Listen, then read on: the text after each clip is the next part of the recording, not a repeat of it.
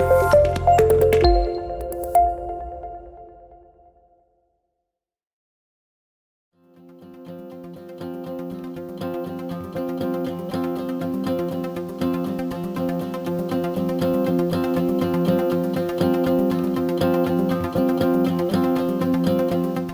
just like to welcome you all to the CyberFrat platform. And I know most of you are already been associated with us and have been attending many of our sessions. And some of you may be new, but just want to introduce that CyberFrat is an ERM community. So ERM stands for Enterprise Risk Management. So our main focus is on risk management, cyber security, and the cyber threats or the risk emerging out of the emerging technologies. So our sessions are either around to the technical in nature, where we talk about emerging technologies and risk associated with them, and how to safeguard yourself from those cyber frauds and other things. So we in CyberFrat we do a lot of knowledge sharing sessions, trainings, and other communication, the networking with CISOs, CXOs, or all the industry people. So a lot of things.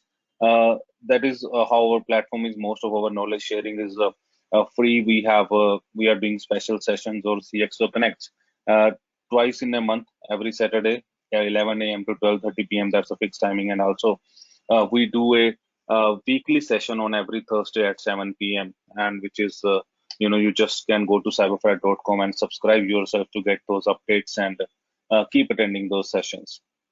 So just to taking this today, we have done many sessions in past about the technologies, audits, the risk, and other technical sessions. But the today's session is very special, and it's very special or close to my heart as well. So when we talk about cybersecurity, most of the people either talk about the ethical hacking, the SQL injections, or the technologies, but it's very difficult. So people don't know how to use those skill set ethically, or how to communicate that skill set to the board of the directors or the senior management. So these two topics are very much need of the hour, where people need to understand how to do the cybersecurity communications, or what are the goods ethics in the technology which we need to obtain for.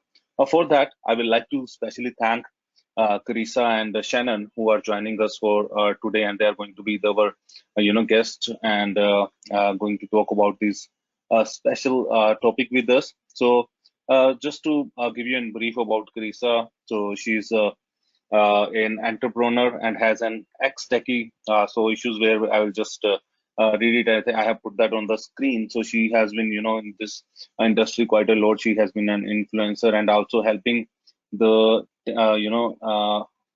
entrepreneurs or the industries to understand how to market, how to communicate, or how to do the PR activities in the right manner. So she's a founder and director of KBI, and I will ask Karissa to take it from here, and then tell more about that. And we are going to have a session on cybersecurity communication with her, and then followed by the next session from Shannon. He's a senior manager director at Ankura, and both of them are joining us from Sydney. And Shannon is going to talk about the cybersecurity ethics. So after Karissa's session, the session will be followed by Shannon, and then we will be having this Q&A round after 1 hour from now. So Karissa and Shannon, thanks for joining us today. So over to you, Karissa, to take it from here, and let's talk about cybersecurity communications. Thank you. Thanks very much. You can just give me the access so I can, yep. Yes, you are. You can see that now? Yes, I can see your screen. Yep. Awesome. Okay. Well, thanks very much for inviting us here. I actually know Mahini. I think she's been trying to track me down for months. So I'm really excited to be here today because, as you mentioned earlier, Gaurav, I think you said that a lot of people are talking about the technical side of things, and that's fine. But I think we're here, Shannon and myself are here to talk about today, I think is something that we don't often see in the industry. And I believe that it's imperative to be able to get this right and be able to empower your security division, but also to get people to understand more about cyber security and why it's important So really appreciate it. And Gaurav, please feel free to hurry me along because I do like to chat. So if I'm eating into Shannon's time, please just feel free to interject. I'm not offended. Definitely. Okay. So I want to share this because whenever I speak to an Indian audience, I think that I always love to share that when I went to India, actually this year I was in India in February, and then I came back in March, and we just got back before COVID sort of started to really come into play. So I really loved going to India. Unfortunately, I didn't get to go to Mumbai. So that's something I do really want to do in the future. I went to Delhi, Agra, and Goa. I was there for a wedding, but also there for work purposes as well. So these are some of the photos, as you can see, of my trip and how much I enjoyed it. So really appreciated everyone's, just how welcoming they were. And it was such an amazing place. So I really can't wait to go back. So I always like to share that story. So yeah, really appreciate it. So as Gaurav mentioned, I'm going to be talking about the ingredients for effective communication, and I've tried to break them out into three sort of pillars or sections, as you can see, and I'll be giving some strategies around each of those areas. So as you can see, language, trust, and influence, because I believe these are the main things that you really need to be able to communicate effectively about cybersecurity and why it's important. This is something that I sort of stand behind, is communication is not just a soft skill, it's a fundamental. And I think that people often do talk about the technical side of it, and absolutely, technical is really, really important. But for some reason, there's this fallacy that talking and being able to communicate is like a soft, fuzzy, unnecessary skill. And I really do disagree with that theory, simply because we really need strong communicators to be able to communicate to our customers why cybersecurity is important, to communicate to our board as in why they should give us more money for our cybersecurity practices, but also to engender trust with our internal security teams as well. So for me, I'm really confused as to why people don't have this as a strong focus. And I think it's probably because when you look at a traditional computer science degree, communication isn't factored into a lot of these courses and these degrees. And I think even for me, speaking to a fair few universities in Australia, they're now struggling with their students sort of coming out of university and into the workforce, but they're struggling with having to communicate the importance of cybersecurity, running client meetings, running workshops, how to write reports effectively.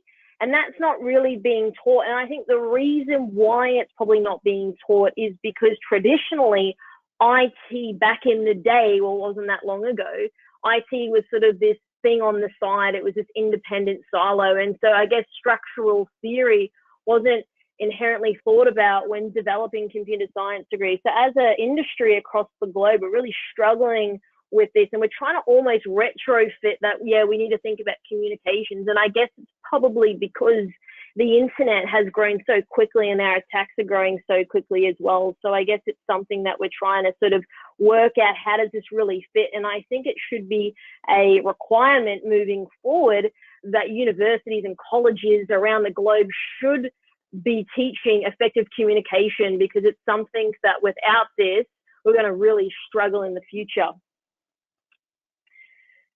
So today I'm going to be talking about some of the strategies, but before I get into that, I want to sort of discuss the one thing that I sort of see happen too often in the industry, and it's about a lot of people just describe like what they do in terms of the technology, and this is what it looks like, and it has artificial intelligence and machine learning, and I get all of that. However, when you're trying to communicate to someone all of that and they're not a tech person, they're not going to really get it. And so where I see the biggest disconnect is communicating the outcomes of cybersecurity. So for example, if you're implementing like threat intelligence or whatever it may be, you need to talk about, if you do that, this is going to be the outcome you're going to get from doing that. Not enough people do this, and I believe it's probably because people are tech people. They love the technology, but it's also that forest and the trees analogy. So people are too focused on what they know, and they're sort of forgetting that the importance of communicating the outcome of what this thing does and how it potentially mitigates the risk, or it actually saves an organization in terms of money. So there's a financial gain there. Most people in this industry absolutely forget to do that. If you can manage to nail this aspect of it, you're further ahead than most people. And if you're talking to a board or you're talking to a CEO about giving you money for your practice, this is something you absolutely need to lead with. Oh, why can't I go to the next slide? Oh, there we go. Okay, so as I've already mentioned, this is really, really important. And I think it's important because effective communication will be able to get the funding for your cybersecurity practice. And one of the assumptions that I sort of see is because you find it important, security, technology, whatever it may be, that other people should just get it. And that's fundamentally not true, simply because you're in this space, you're doing this day to day, and Sally in a different department doesn't understand it, doesn't mean she's an idiot. Unfortunately, this seems to be something that I see time and time again, not just in Australia, but everywhere as well. There's this disrespect, as in saying, well, you don't understand me, you don't really get what I mean, therefore you're a fool. And that is not the best way to try to get someone on side and really build that camaraderie within your organization. And you need to be able to simplify what you do. And I think that there's this other sort of theory that there's this disconnect why people don't see things how I see them. Why can't people understand? And I think it's, again, you're in it day to day. It makes sense to you, but it doesn't necessarily make sense to the next person who's not working in this day to day. And I think one of the most common things that I see is that we undermine people, and they might see your point of view eventually, but then they sort of end up resenting you because you've undermined them, because they don't necessarily understand cybersecurity and the nuances and the complexities that goes to really getting this industry at that deep level. And so one thing I like to tell people and remind people is, simplifying, because you need to put your ego aside, as it doesn't do well in conveying an important message. And as I sort of alluded to earlier, most people will try to act as if they try to complicate things to act as if they're super, super smart. And that may be the case, but you're not necessarily going to get your outcome because you can't simplify something to someone else in order to potentially get more money or whatever that may be. So you need to be really conscious, and when you're trying to communicate something, put it in ways that they are going to understand. And if you are leading a team or you're a manager, you need to be able to respect and empower your people through knowledge and not fear. There's this constant fear mongering that I see in the industry. I don't really believe there's a need for it. I understand that you can talk about it, but fear mongering people, I don't believe is the best way to be able to communicate effectively why cyber does need to be at the forefront. The other thing that I often see as well is all of this machine speak. So I think people forget that they actually are human beings. And fortunately or unfortunately, however you like to look at it, people can't be configured how a machine is configured. So sometimes if you're thinking 2 + 2 is 4, but how I feel about 4 is irrelevant. And that's sort of something that I see. And it's probably because a lot of people in this industry and how their wiring actually is that they forget that there's an emotional side of things. So if you actually look at theories in terms of patch management, it looks very easy in terms of the theory. However, when you involve people and getting people to do something, people don't perform how a machine performs. And I think that's where a lot of the frustration is really derived from in this industry, because people have an emotion, and emotion doesn't necessarily make sense a lot of the time.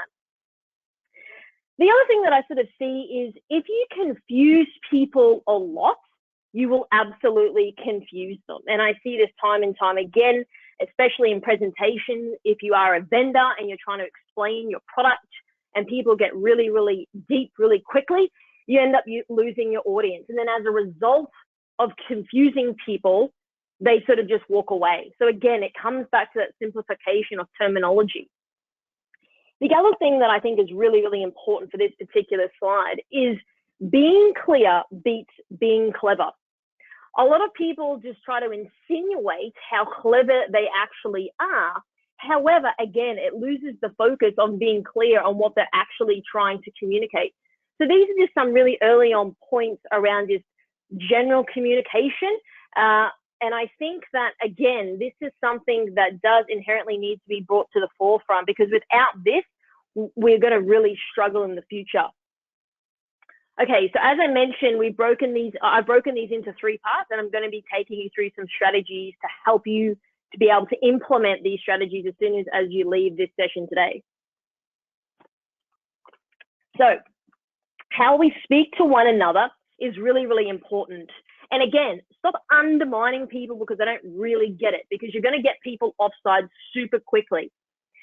The other way I like to position things when you're talking about language is discourse. So for example, how you'd speak to your engineering team is quite different to how you'd speak to, say, your executive team or your board, or even your family at home. The language that you use to convey a point is going to change. So keep that in mind, that your language should change depending on the audience, who you're speaking to, and the level of knowledge that those people carry. Stop blanketing everyone into the same bucket as well. Again, this is something that I see in the industry, that everyone's just going to get it. And the thing about security is it's so broad, right? So you may be an expert in identity and access management, doesn't mean you're really going to understand incident response at a super deep level. So just because someone is in the security space doesn't mean they're going to know all of the things that you are going to know either. Okay, so strategy 1 for language is to get people to do something, show you're driven about what you're asking them to do. So it's obvious when you're not really into something, it shows in your language, in your vocabulary, how you communicate it. Emotions are absolutely contagious. So for example, if you're walking down the street, now I don't know if this happens everywhere, but in Australia, for example, if you are walking down the street and you smile at someone, 9 times out of 10, they are going to smile back because they imitate your body language. And that's exactly how, when you're communicating something, the person that you're talking to is going to sort of communicate that back to you. And so if you act really depressed, you're less likely to get an outcome from someone, or less likely to get someone excited about something you're asking them to do. And how you communicate this will ultimately encourage other people as well. So just be really careful and considerate about how you're going about doing this. Because if you think, well, I tell people to do all of these things, yeah, but telling someone is like treating them like a child. And people that we work with are not children. So you need to have, again, that level of respect there. Okay, so strategy number 2 for language is people are more likely to do what you ask of them when you communicate your supporting information and data in the form of a story. So this is really interesting, and how I sort of got into doing the work that I do today is one of my earlier roles. I was working for the Commonwealth Bank of Australia, which is the largest bank in Australia and also the 10th largest bank in the world. And part of my job there was to develop executive board reports. And so that was probably where I started to understand the importance of storytelling, creating that narrative backed by facts and evidence, not just anecdotal sort of approaches. And this is something that is really critical in, again, getting that outcome that you're chasing. So, for example, when I was developing all of these reports, we would have all of the facts and figures there to back up what we were saying in terms of our insights. And that was so that the executive board could understand, like, these guys haven't just turned up here and just made all this information up. However, we painted a really clear picture about what's happening in the market in terms of other companies who had been breached or something had gone wrong. And if we hadn't implemented the effective security controls, this could potentially happen to us. And that was really captivating these guys, because they needed to understand why they were giving us all of the money that they had to hand over to us. And I believe at that time it was around $400 million worth of funding. So Another thing that I think is really helpful here is if you can make people laugh. Laughter is universal. So, I mean, there's a reason why comedians, people connect with them, because they make people laugh. Now, I'm not saying if you're not funny, if you are funny, it's probably an advantage to you. If you're not funny, that's okay. But I think having a little bit of a joke and a bit of a laugh about something, you're creating that camaraderie with people. And I think that's really important to effective communication here as well. And it will help you really bond with other people as well and show that you are a human being. You're not just the CISO at the top of an organization who's quite boring. And again, people connect with stories, not just the facts. They're going to remember the story because they're going to remember the emotion, not the facts. The facts are a secondary point of reference here when you are doing reporting and things like that. And facts have a time and a place. As I mentioned to you before, we had to have the facts there so the board knew that we weren't making these numbers up. But again, they were driven by the narrative, the story, because it really connected them. They can understand that, well, what happens if this happens to me? Strategy number 3 for language is to excite someone to do stuff. Communicate with energy and enthusiasm. Now, when I'm speaking to people, I think one of the things they say, you're just really energetic. And I guess that's what really draws me to you. And I understand not everyone is wired the way I'm wired, and I totally get that. However, if you are trying to empower your staff, you're a manager or you're a leader, you really do need to speak with enthusiasm. Again, if you are not full of energy or upbeat or positive, you're more likely to not really excite the people that you're telling to do that task.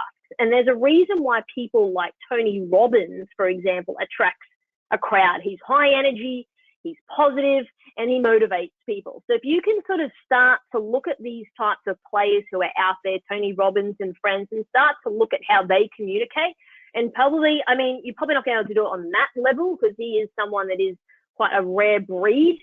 However, I believe if you start to look at how other people do it, you can say, well, you know, I sort of had that similar characteristic and that trait. I'm going to sort of take that and I'm going to sort of create my own aesthetic, my own characteristics. So I think if you can, if you're not someone who's quite open and a little bit more out there, start researching other people that are doing it exceptionally well and start to sort of make it your own. Okay, so trust. So this is something, when we talk about security, is really, really important, because when your team, your customers, and your board trust you, you are absolutely destined for success, because this is the main thing as to why people keep coming back and using your services or working with you because you're a vendor, or customers keep purchasing with you because you have trust. Now, as we all know, trust takes a while to build. And once you get to that level where you've got the trust, you absolutely need to maintain this. And what I mean by that is have integrity. So when you say you're going to do something, do it. If you're being breached, communicate to your customers. Don't say we'll tell you something and then don't. That happens more often than not. And you can turn around a breach that, again, you stand behind your word. You have a level of integrity. Where most breaches have gone wrong, for example, Equifax, they didn't say anything. They didn't give any assurance or engender any trust to their customers. So as a result of doing nothing because they didn't know what to do, they ended up sort of walking away from that organization. And then as a result, it's really hard to build that back, especially if you've had something of the severity that those guys had gone through. Strategy number 1 for this section is, one of the things that was really interesting when I was thinking about this is that there was a study conducted in the United States in Times Square, and they had one person sort of standing there looking at nothing, and then the next guy came up, and again, 2 people were looking at nothing, and then 3, 4, 5, all of a sudden you had like 20, 30 people staring at, they thought was something, but in reality, it was nothing. And so what I mean by that statement is that nothing attracts a crowd like a crowd. So when I say to get people to do something, show them that others are already doing it. And there's that same theory that I just mentioned to you about the Times Square study, is that other people just want to do what other people are doing. And so that, I believe, sort of stems from, if you go back even to anthropology days, and I mean how people were tribal back then and how they operated. And yes, it's definitely changed today, but still those traits that are buried within all of us is to be connected to other people, to be tribal, to do what other people are doing. No one wants to be outcast. No one wants to necessarily be different, so to speak. And so this is something that I believe that builds trust, because when you're building trust from a security point of view and that people are looking to you, they're going to be following you, and then they're going to continuously buy from you. So I think that when you are trying to build this level of trust within your organization, other people are going to see that your team are following you. And I think that that's something that, again, builds really great leadership.